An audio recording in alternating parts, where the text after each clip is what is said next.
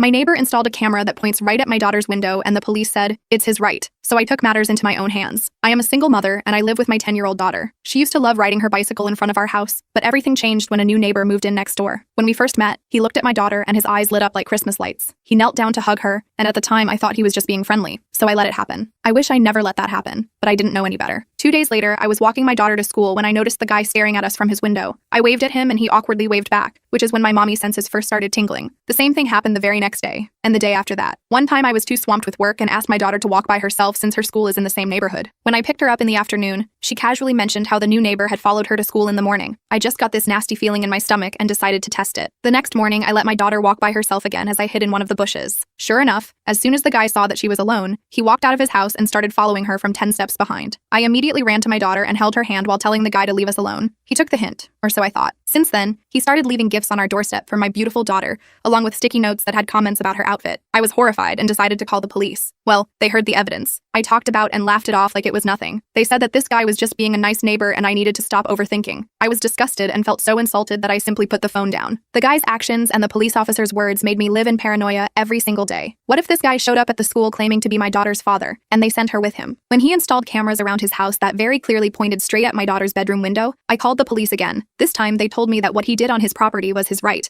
and I can't force him to take the cameras down. My paranoia got even worse, and despite them telling me this was harmless, I just knew something bad was going to happen. I was staying up at night just staring at his house, waiting for the moment he took it too far. And 2 months after he first moved in, it finally happened. At around 1 a.m., I saw the guy climbing the fence while holding a duffel bag. I panicked and grabbed the nearest weapon I could find, my late husband's baseball bat. The guy approached our back door and I ran at him at full speed before swinging the bat as hard as I could. I missed horribly and hit the door frame, but the guy got scared and stumbled backwards before falling on the ground, so I swung the bat again, and this time I didn't miss. I hit him straight on the head and saw a little blood splatter. Then I hit him again and again until he passed out completely. I staggered back into my house, locked the door, and collapsed from exhaustion. Another neighbor had heard one of his screams and they called the ambulance. They rushed the guy to the hospital while the police came to my house to investigate. The duffel bag he brought with him had several cameras in it along with voice recording equipment. Since the altercation occurred on my property, the cops had no choice but to finally acknowledge the threat and rule the incident as self-defense. As for the guy, he ended up with severe brain damage and was sent to a facility meant for the mentally insane.